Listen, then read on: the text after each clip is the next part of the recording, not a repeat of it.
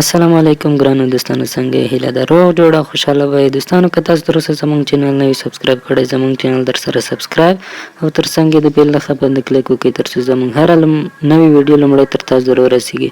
دوستانو د نن ویډیو مو د عبرت په اړه ده. هیڅکله دغه ودردونکې پوښتنې له چا څخه مه کوئ.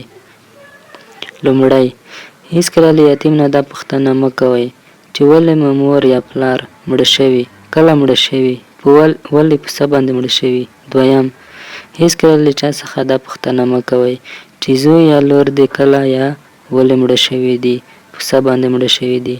دریم، هیڅکله له بېروزګاره شخص څخه د خلکو په منځ کې دا پوښتنه مه کوئ چې ولې کاروبار نه لرئ. څلورم، هیڅکله له شنډې ښځې یا شنډ سړي څخه دا پوښتنه مه کوئ چې ولې ماشومان نه لرئ او یا کله د ماشومان پیدا کیږي.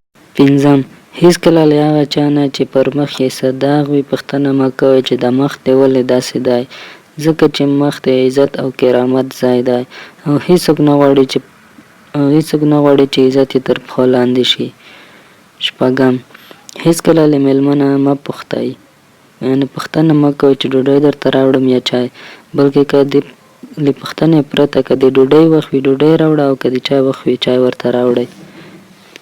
اووم، هیڅکله د خلکو د خندونې لپاره پر خپل ملګري ملنډې مه وهه، ځکه چې دا ډېر دردونکی حالت